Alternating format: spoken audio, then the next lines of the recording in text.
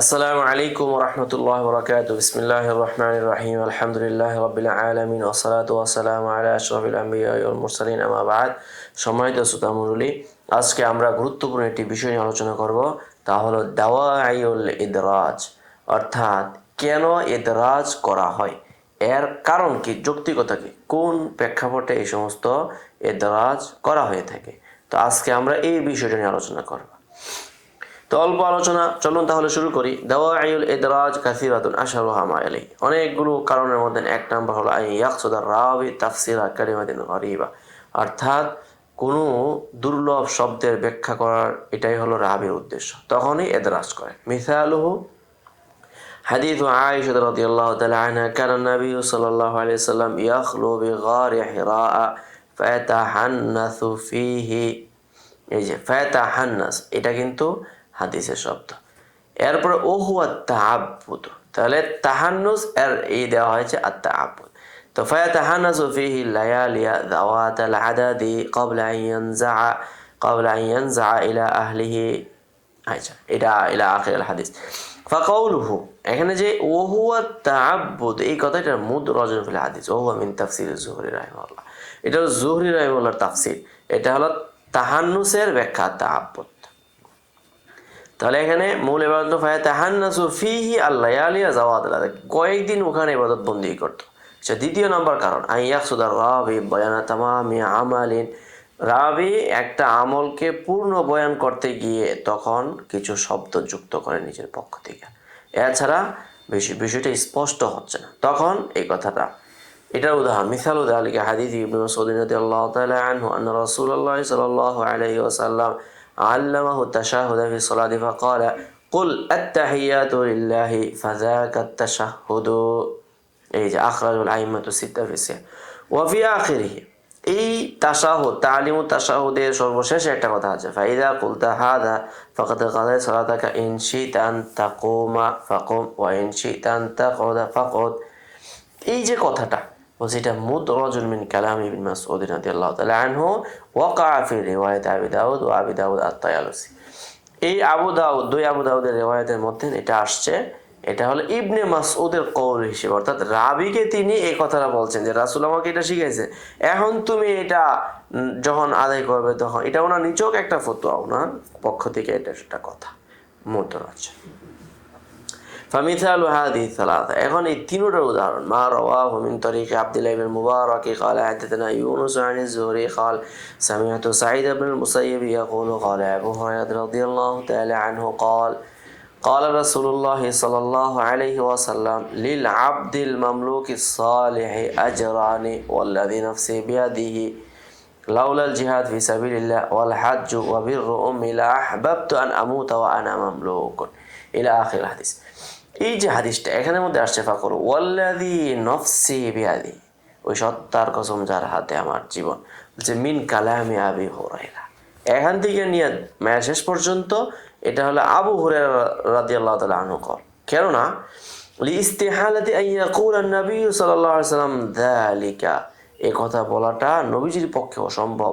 লিআন্না উম্মাহু মাতাত ওয়া হুয়া সাগীরুন, কেননা তার নবীজির মা জননী ছোটবেলায় ইন্তেকাল করেছে। ফালাম তাকুন মাওজুদাতান হিনা ইদিন হাত্তা ইয়াবাররাহা, সে তার সদাচরিতা করবে, তৎকালীন সময় তো তার মা জননী জীবিতই ছিল না। ওয়ালি আন্নাহু ইয়ামতানিউ মিনহু সাল্লাল্লাহু আলাইহি ওয়াসাল্লাম আন ইয়াতাওয়ান্না রিক্কা ওয়া হুয়া আফদালুল খালকি আলাল ইতলাক। আরেকটা হলো যে নবীজি সাল্লাল্লাহু আলাইহি ওয়াসাল্লাম, এটাও অসম্ভব যে নবীজি দাসত্বের কামনা করবেন, অথচ তিনি হলেন সর্বশ্রেষ্ঠ মানব। কারণ দাসত্ব এটা কখনো মানুষের পূর্ণ মনুষ্যত্ব নাই, এটা আংশিক মালিকানাধীন। অতএব এই পূর্ণ ব্যক্তি কখনো অপূর্ণতার কি করতে পারে না, তামান্না করতে পারে না। অতএব এটা হলো আবু হুরায়রা রাদিয়াল্লাহু তাআলা আনহুর কওল হতে পারে। আর আবু হুরায়রা রাদিয়াল্লাহু তাআলা আনহু সম্পর্কে এটাও কথা আছে, আমরা আদাবুল মুফরাদের মধ্যে পড়েছি, ওখানে তিনি মা ভক্ত ছিলেন, মায়ের খুব বেশি সদাচার ছিলেন। তো আল্লাহ তাআলা হযরতকে জান্নাতের আলা মাকাম দান করুন, আমিন। قال الحافظ ابن حجر رحمه الله جزم الداودي وابن بطال وغير واحد বিআন্না কাওলাহু আল্লাযী নাফসি বিয়াদিহি ইলা আখিরিহি মুদরাজুন মিন কাওলি আবি হুরায়রা। এই যে সকলেরই একই কথা যে এইটা হলো আবু হুরায়রার পক্ষ থেকে অন্তর্ভুক্তিমূলক কথা। ওয়ায়াদুল্লু আলা যালিকা আন্না সুলাইমান ইবনে বিলাল ওয়া ইবনে ওয়াহব ওয়া আবু সুফয়ান ওয়া উসমান ইবনে উমার আসহাবু ইউনুস কুল্লুহুম রাওয়া আন ইউনুস আন আয-যুহরি আন সাঈদ ইবনে মুসাইয়্যিব আন আবি হুরায়রা বা'দা কাওলিহি আজরানি ওয়াল্লাযী নফসু আবি হুরায়রা বিয়াদি। সকলেই কিন্তু এরা যারা বর্ণনা করছে এরা কিন্তু এইভাবে বর্ণনা করতে ফাইন্নাহুম আদাফুল কাওলা ইলা কাইলি, তারা মানে আদাফুল কাওলা ইলা কাইলি অর্থাৎ বক্তা কথাটিকে তার বক্তা পর্যন্ত নিসবত করে দিয়েছেন। এখানে এই যে একটা নমুনা দেওয়া হয়েছে, এই নমুনাটা দেখলেই আমাদের বিষয়টা আরো স্পষ্ট হয়ে যাবে। এরপরে হলো হুকমুল ইদরাজ। আজকে এখন এটা মানে সর্বশেষ আলোচনা ইদরাজের হুকুম। লা ইয়াখলুল ইদরাজু ইম্মা ইয়াকুনা আন খাতাইন আও আন আমাদিন। ইদরাজ দুই অবস্থা, হয়তো স্বেচ্ছায় আর এটা হলো মানে অনিচ্ছায়, ইচ্ছায় অনিচ্ছায়। ফাইন কানা খাতাআন ফালা হারাজ আলাল মুখতিই ইল্লা আন্না কাসরাতা খাতাইহি তাকদাহু ফি দাবতি ওয়া ইতকানিহি।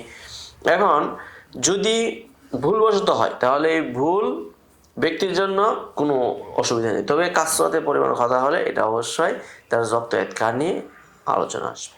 ওয়াইন কান আন আমাদিন, এখন যদি ইচ্ছায় হয় স্বেচ্ছায় হয় ফাইন্নাহু হিনাইযিন ইয়াকুনু হারামান, এই মুদ্রা যেটা হারাম হবে, কারণ লিমা ইয়াতাযাম্মানু মিনাত তালবিসি ওয়া তাদলিসি ওয়া মিন আযবিল কাওলি ইলা গায়রি কাইলিহি। এটা এক ধরনের ছলনা, প্রতারণা এবং কথা একজনের কথা সঙ্গে আরেকজনের কথা যুক্ত করে ফেলা। ذكر السيوطي رحمه الله عن السمعان أن من تعمد الإدراج فهو ساقط العدالة। সামআনি রাহিমাহুল্লাহ থেকে বর্ণনা করেছেন যে ব্যক্তি ইদরাজ করতে চায় তার আদালত নষ্ট হয়ে যাবে। ওমিম্মান ইয়ারিফুল কালিমা আন মাওয়াদিহি ওয়া হুয়া মুলহাকুন বিল কাযাবিন। আর যারা মানে কি করতে চায়, কথাকে বিকৃত করতে চায়, কথার স্বরূপ পাল্টাতে চায়, তারা মিথ্যুক বলে গণ্য হবে। ইল্লা ইয়াকুনাল ইদরাজু লিতাফসিরি শাইইন মিনাল হাদিসি ফাফিহি বা'দুত তাসামুহি। তবে কোনো হাদিসের তাফসির করতে গিয়ে যখন এই কথাটা থাকবে তখন সেই ক্ষেত্রে কিছুটা শিথিলতা আছে। বা'দুত তাসামু, এই ক্ষেত্রে কিছুটা উদাসীনতা দেখানো যায়। ওয়াল আউলা ইয়ানুসার রাবি আলা বাইনি, কিন্তু রাবি এটা বলতে হবে যে এটা আমার কথা। ওয়া আম্মা ইবারাতুল মুদরাজা ফালাইসা মিন কালামির রাসূল, এভাবে বলতে হবে যে এটা মুদরাজ কথাটা এটা কালামের রাসূল নয়, বরং এটা আমার পক্ষ থেকে অন্তর্ভুক্তিমূলক কথা, তখনই তার এটা গ্রহণযোগ্য হবে।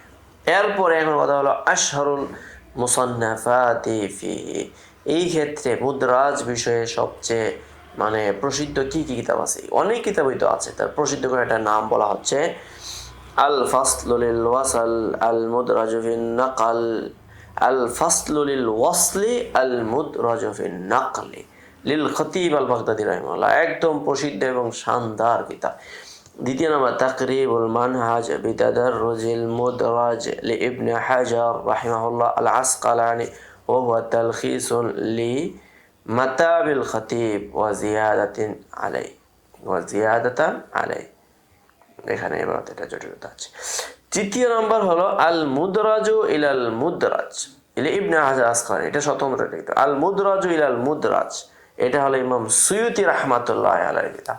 তো এই ছিল আমরা আজকে 4টা কিতাবের লিস্টি দিলাম এবং মুদরাজের হুকুম আলোচনা করলাম। মুদরাজের কারণ, কেন মুদরাজ করা হয়, এটাই আজকে বললাম। এই মৌলিকভাবে এটা আলোচনা করলাম। আজকের আলোচনা এই পর্যন্তই। সকলে ভালো থাকবেন, সুস্থ থাকবেন, আমাদের জন্য দোয়া করবেন। আল্লাহ তাআলা আমাদের আমালগুলোকে কবুল করুন, মঞ্জুর করুন। আমিন ইয়া রাব্বাল আলামিন।